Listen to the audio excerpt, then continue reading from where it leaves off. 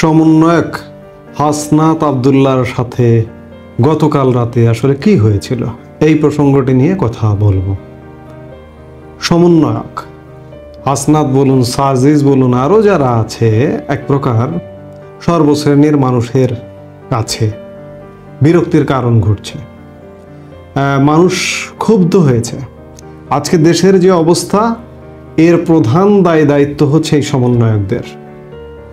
গতকাল রাতে সমন্বয়ক হাসনাত আব্দুল্লাহর সাথে ছাত্রদেরই যে ঘটনা ঘটে গেছে সেটি আরও ভয়াবহ বিপর্যয় ঘটতে পারত। হাসনাত আব্দুল্লাহর গণধোলায় ব্যাপক আহত হতে পারত। সেই জায়গা থেকে হাসনাত আব্দুল্লাহ কিন্তু প্রাণে বেঁচে গেছেন। আপনারা জানেন যে গতকাল সন্ধেবেলা থেকে ঢাকা এক প্রকার অস্থির 7 কলেজের শিক্ষার্থী ইস্যুকে কেন্দ্র করে। 7 কলেজের শিক্ষার্থীরা ঢাকা বিশ্ববিদ্যালয়ের প্রভিসি মামুন, মিস্টার মামুন, তার সাথে সাক্ষাৎ করতে গিয়ে অপদস্থ বা অপমানের শিকার হয়েছেন। তারই প্রতিবাদে এই 7 কলেজের শিক্ষার্থীরা গতকাল ঢাকার সায়েন্স ল্যাব মোড় অবরুদ্ধ করে এবং এই 7 কলেজের শিক্ষার্থীদের তাণ্ডব সারা রাত ব্যাপী চলেছে বলা যায়। তারা এক পর্যায়ে নীলক্ষেতে অবস্থান নেবার ফলে ঢাকা বিশ্ববিদ্যালয়ের হল থেকে কয়েক শত ছাত্র এসে তাদেরকে প্রতিরোধ করে। এতে করে মুখোমুখি দাঁড়িয়ে যায় 7 কলেজের শিক্ষার্থী এবং ঢাকা বিশ্ববিদ্যালয়ের শিক্ষার্থীরা। এর মধ্যে আসেন সমন্বয়ক হাসনাত আব্দুল্লাহ দুপক্ষকে সামলাতে। সেই সময় এসে হাসনাত আব্দুল্লাহ তোপের মুখে পড়েন। এই তোপটা শুধু না, ছাত্ররা ক্ষুব্ধ এই সমন্বয়কদের উপরে, সাধারণ মানুষ ক্ষুব্ধ। একটা অঘটন ঘটে গেলেও ঘটে যেতে পারত। কিন্তু খবরে প্রকাশ, বৈষম্য বিরোধী আন্দোলনের সমন্বয়ক হাসনাত আব্দুল্লাহ রোববার রাতে 7 কলেজের শিক্ষার্থীদের সাথে ঢাকা বিশ্ববিদ্যালয়ের শিক্ষার্থীদের সংঘর্ষ থামাতে গিয়ে নিজেই তোপের মুখে পড়েন বলে জানা গেছে। রোববার রাতেই বিভিন্ন গণমাধ্যম এবং সামাজিক মাধ্যমে ছড়িয়ে পড়া কয়েকটি ভিডিওর একটিতে দেখা যায় মিস্টার আব্দুল্লাহকে ঘিরে ধরেছেন ছাত্ররা। সে সময় শিক্ষার্থীদের পরিস্থিতি শান্ত করতে অনুরোধ করতে দেখা যায় তাকে।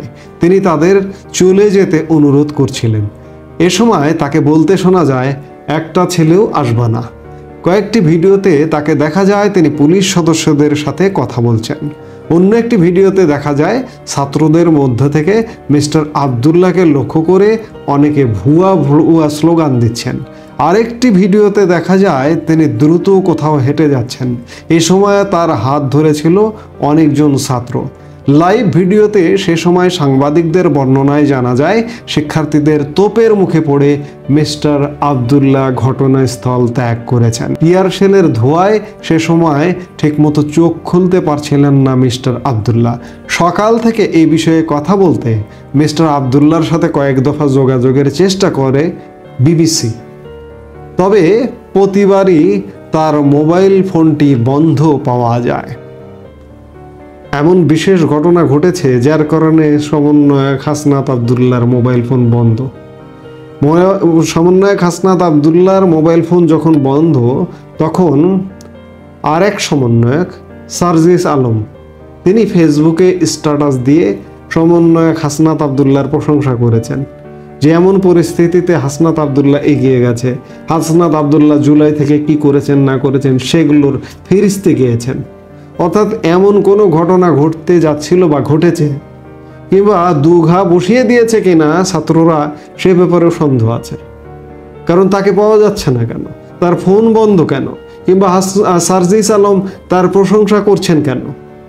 সমন্বয়কদের অবস্থা কিন্তু দিনকে দিন এই পর্যায়ে নেমে গেছে। যে কোনো সময় যে কোনো জায়গায় একটি অঘটন ঘটতে পারে। তাই সমন্বয়কদের বলবো, তোমরা যা করেছো গত 6 মাসে 7 মাসে বাংলাদেশের জন্য অনেক করেছো। এবার একটু খামতি দাও, একটু ক্ষান্ত দাও, নইলে আমরা চাই না তোমাদের অপঘাতে তোমাদের জীবন বিপন্ন হয়ে যাক। অবস্থাটা কিন্তু তেমন। এই 7 কলেজের শিক্ষার্থীদের তোপের মুখে কালকে কিন্তু এমন ঘটনাও ঘটতে পারত। কাজেই সমন্বয়কদের আমার মনে হয় এই মুহূর্তে যা কিছু হয়েছে ফুল স্টপ দেওয়া উচিত, দাড়ি টানা উচিত। সব কিছুর একটা শেষ আছে। এই মুহূর্তে এ পর্যন্তই। সবাই ভালো থাকুন।